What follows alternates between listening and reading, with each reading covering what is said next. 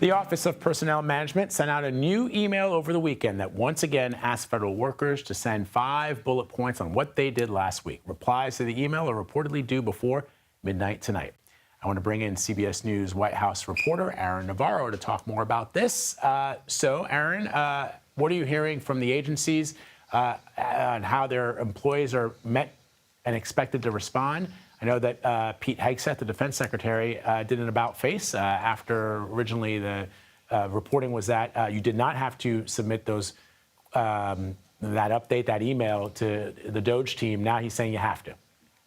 That's right. That's probably the most notable change this time around. The Department of State is now instructing their civilian employees, at least, to respond to this email asking for 5 things they did last week. The last time this email was sent, they told their employees not to. We've seen reports of the State Department continuing their stance that employees do not have to respond to this email, potentially out of confidentiality concerns. The email this time did say that employees who deal with sensitive info can opt out entirely of a full response, but we're still seeing some variety among agencies on how to respond to this email and if this email will continue. Just before I got on to talk with you, I got guidance from a Social Security Administration employee who notes at the end of an email from their manager that following this week, employees should be expected to respond before the Monday deadline. So again, implying that this could go on for the next couple of weeks.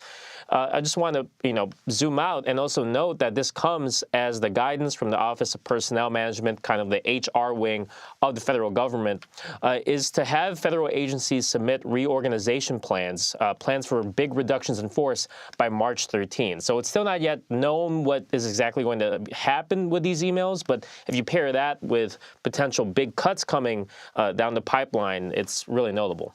Yeah, I was just looking through my emails there to see if there was any reporting on how people at the Department of Defense and the State Department are reacting. As you know, Aaron, a couple of weeks ago, we saw folks, for example, from the Land and Forestry Management who had been fired unceremoniously, posting on social media that they had been fired for reasons beyond their comprehension, even though they'd received great reviews. So let me ask you about this. CBS News has also confirmed that the acting assistant administrator for USAID Global Health has also been placed on administrative leave.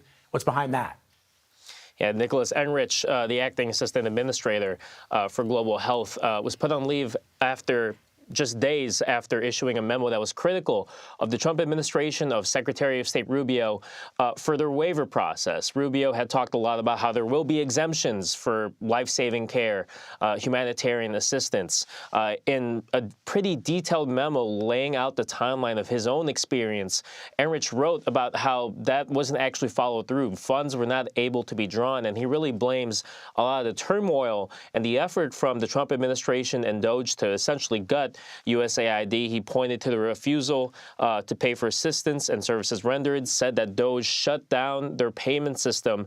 And in one notable line in a memo he had last Friday, he wrote that all of this will, quote, no doubt result in preventable death, destabilization, and threats to national security on a massive scale. So definitely a big whistleblowing moment from him in that memo, and just days after now, he's just put on leave.